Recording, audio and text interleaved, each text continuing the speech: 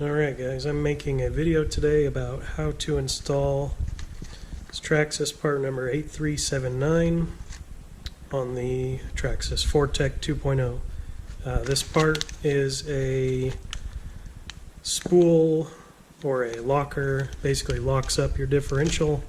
You're going to see guys using this for drifting, speed runs, drag racing. It's got a lot of different uses, and didn't really see any how-tos or good documentation on it, so I thought I would make something. My car is obviously not 100% stock, and I went ahead and pulled the motor,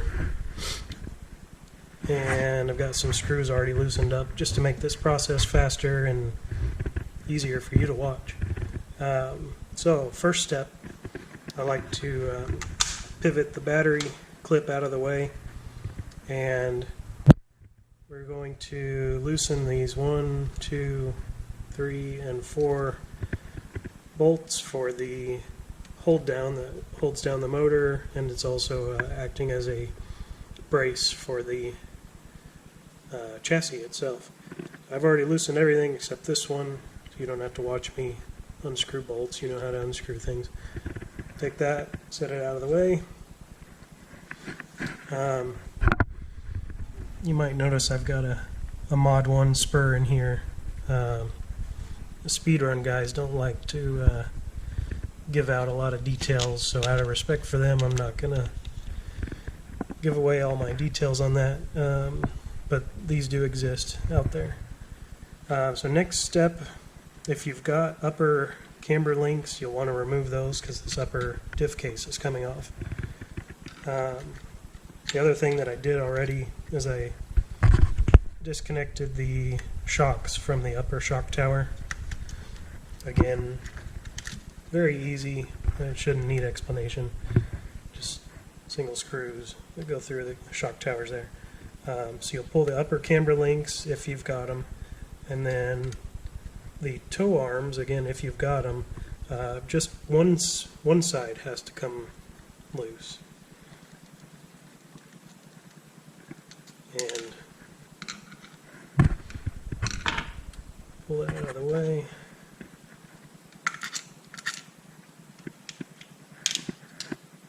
Alright, so then the next step is you've got 4 screws that hold the upper diff case. There's 2 in the front, and then it's sort of hidden behind this shock tower, but there's, let's see if I can point to it, 1 there, and then 1 right there on the opposite side.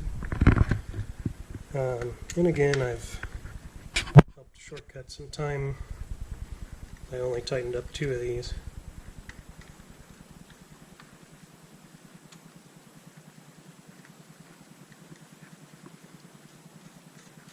Alright, once you have those 4 loosened, this entire upper assembly, because we left one of the toe arms, it will just pivot out of the way.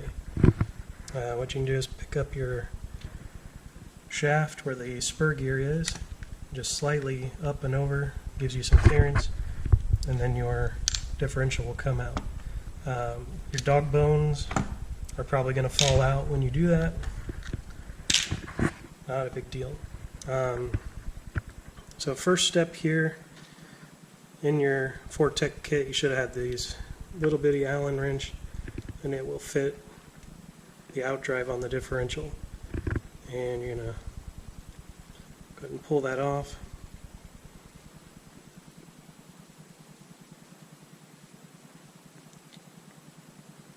Got some differential grease on my fingers. I'm having trouble spinning this wrench.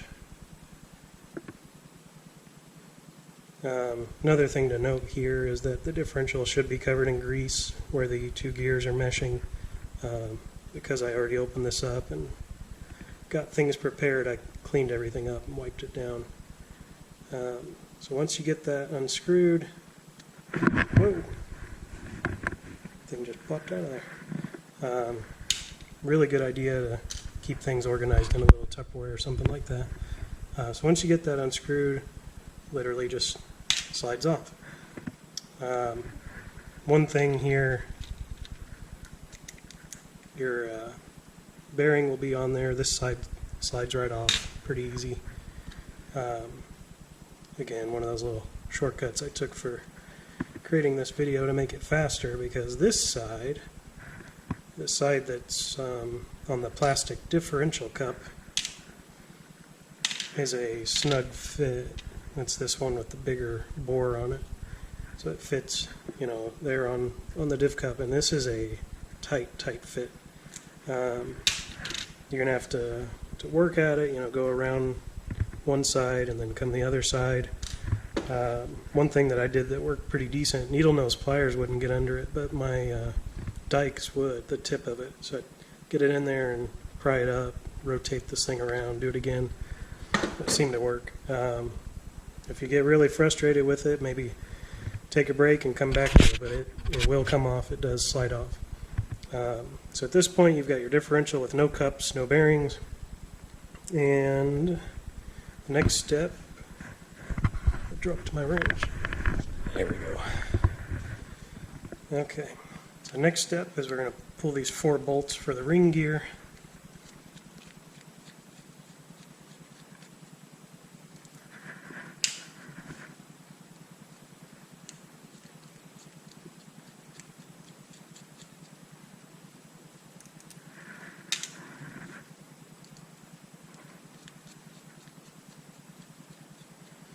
If you don't have a set of wrenches already, I highly recommend these MIP wrenches. You won't strip out or round out any more hexes after you get a good wrench like this. They are worth the extra money, I promise. The frustration of stripped out hexes it's awful. Alright, so cool thing about this new setup, there's no differential fluid on the new setup. Because I already had this open, I drained it out. Yours, when you open it for the first time, will be filled with thick, honey-like differential fluid. So the deal here, I get my new parts pulled out of this bowl. So you don't need this gear. You just pop it out. And the gear and the inside planetary gears, all that, you can get rid of it. And the diff cup, really you could just toss it all. The only thing you got to keep is this piece here. These are the components that come in the new kit. You got a new diff cup, a little sleeve collar, a shaft, and a pin included. So first step, you're going to take this little sleeve collar and you're going to insert it into the ring gear, and it's so the clearance is there a little bit tighter to fit this shaft. Now on this shaft you notice that the pin is offset where it's closer to this side, and the way this works is you want that pin the closer side by the ring gear. So you're going to hold it about like that, and then on this guy here, it's got, of course, holes where the screw holes go, but there's also 2 smaller holes where there's these little pins, and it may not be able to focus enough here, but there's pins on this that basically fit into that. So, you know, everything's lining up. The shaft, and actually what would probably be easier so you have success your first time is to insert this through here, and if I can get under the light, you got the pin fit into that groove. That way all you got to do,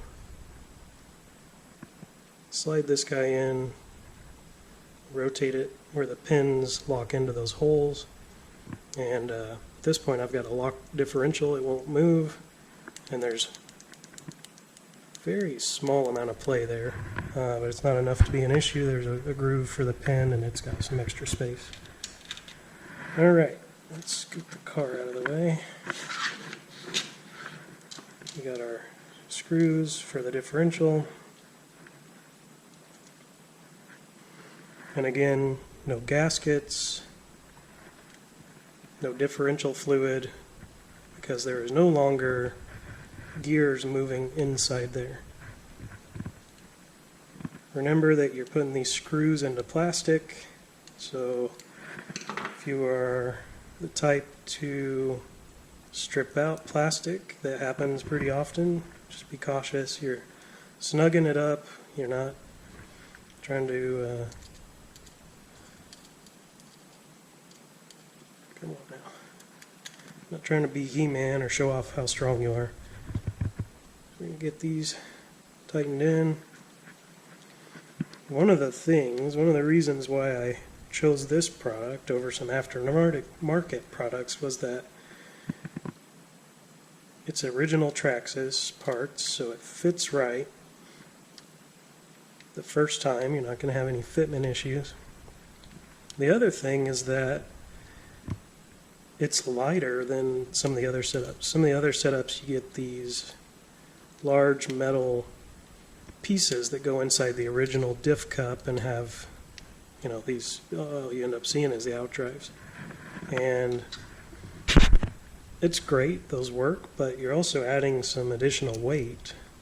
This setup here is pretty lightweight, and I think there's some advantages there to keeping it simple, and it's going to work because it's an original Traxxas piece. Alright, got that tightened up, all four. Doesn't hurt to go back through and make sure they're equal. Once you tighten up one or another, it might give up a little gap somewhere. Those feel good. Next step is to put your bearings on. The one with the big bore, again, goes on the plastic side. Make sure you get it pretty even as you try to slide it down. It's a tight fit. And one with the smaller bore slides right on that side. At this point, you're ready to put on your outdrive cups, is what I call them. I'm not certain if that's the right name. Sounds good to me. I saw that Traxxas makes some metal versions of these, but there's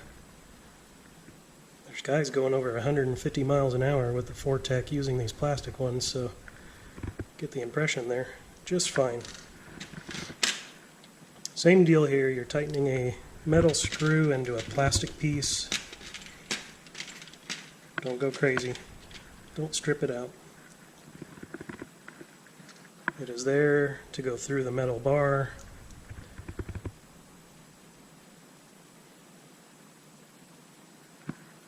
Locks it in. You can see here, no movement. I can't rotate it. Alright, that is basically it for the install of this part. We just have to pop everything back in.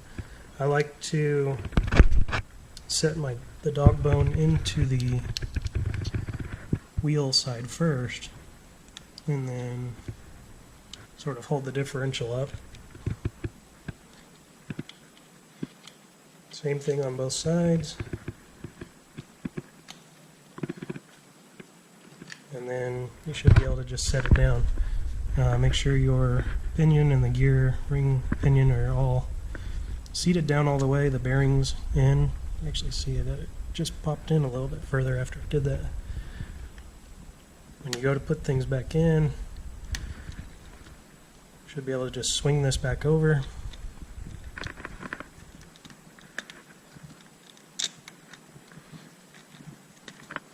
And you're ready to tighten it down.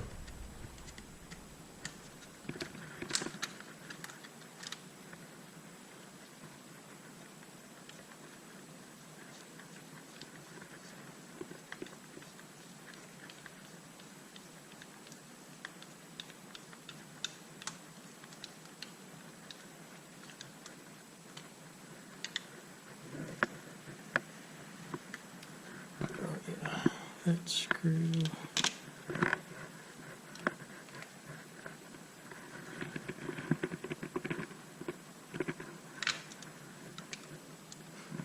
This Fortec has really impressed me. I'm I'm a big fan. I actually bought another 10th scale on-road car, a Red Cat Lightning, and I was going to make it my speed car. And I started doing modifications on this Fortec, which was just going to be a lower speed parking lot car for me, and I really liked the design, I liked the suspension, liked a lot of stuff about it, and so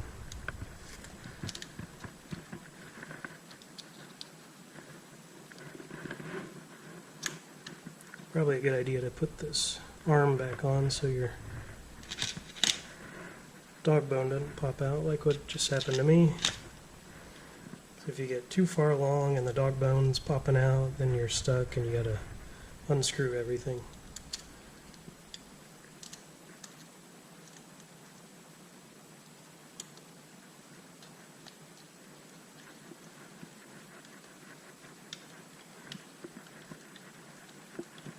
Anyway, I'm a big fan of the Fortec. I've really liked it. I like these available parts that can stiffen up the suspension front and back. You probably saw I got different sized foam tires on here. I'm still playing with traction and getting the right setup for it, but so far it's pretty great. Essentially, you're going to tighten up the 4 bolts that hold the diff case, get your toe link and your upper camber arms back on. You'll then make sure your motor's in there, of course. Put the upper brace and motor mount back in, and that should be it. At that point, you've got a locked rear diff, and you're ready to drift, you're ready to drag race, whatever it might be that you're using it for. Anyway, I hope this is helpful to you. Please subscribe to my channel. It helps me out. Maybe one day I'll be able to make some money and get some RC stuff for free from manufacturers and produce better videos. But that would be the dream one day. Guys, stay safe out there. If you're going fast with these RC cars, make sure kids and spectators are far back or behind a vehicle, somewhere where they can be safe. These things will hurt you bad if they're going fast. Thanks again, and stay tuned for more videos.